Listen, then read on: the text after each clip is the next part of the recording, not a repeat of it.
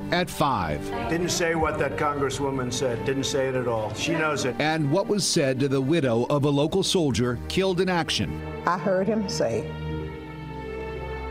well, he knew what he was signing up for, but it still hurts. And I couldn't believe it. Tonight, a time of mourning turns into a controversy over a condolence call. And Congresswoman Frederica Wilson and President Trump have been going back and forth virtually all day long today over what was said to the widow of Sergeant LaDavid Johnson. Tonight, neither one of them is backing down from their own account, leaving a grieving family in the middle of a political firestorm. CBS 4's Joan Murray spoke with the Congresswoman today. She's live in Hollywood now. Joan? And the body of Sergeant LaDavid Johnson remains here at the Hunter Funeral Home preparing for his service on Saturday. But this storm is still brewing on what happened yesterday when he was brought back to Miami International Airport. It was a heartbreaking scene. The widow of Sergeant LaDavid Johnson collapsing on his flag-draped casket as he was returned home Tuesday. Johnson was killed in an ISIS ambush in Niger. But it's what happened before this somber moment that's getting unwavering attention. President Trump reached out to the sergeant's family on the way to the airport.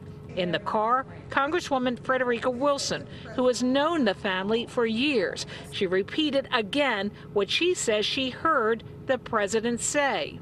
I heard him say, well, he knew what he was signing up for, but it still hurts. And I couldn't believe it. The president denies it. I had a very nice conversation with the woman, with the wife, who sounded like a lovely woman, did not say what the congresswoman said, and most people aren't too surprised to hear that. He also tweeted, Democrat Congresswoman totally fabricated what I said to the wife of a soldier who died in action, and I have proof. The proof came from the president's spokeswoman. General Kelly was present for the call and thought it was completely appropriate. He thought the call was respectful, and he thought that the president did the best job he could under those circumstances to offer condolences on behalf of the country. When I'm telling you that I'm in the car with 7 people, and he's saying he has proof, well, what is he going to do? Take these 7 people to jail? I think I have the congresswoman. She represents the 24th district in South Florida.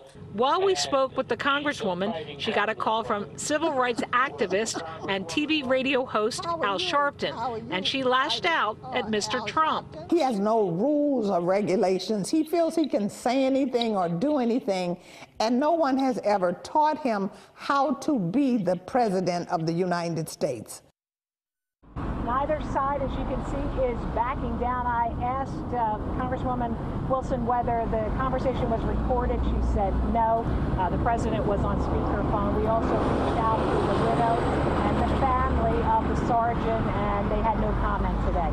In Hollywood, Joan Murray, CBS 4 News.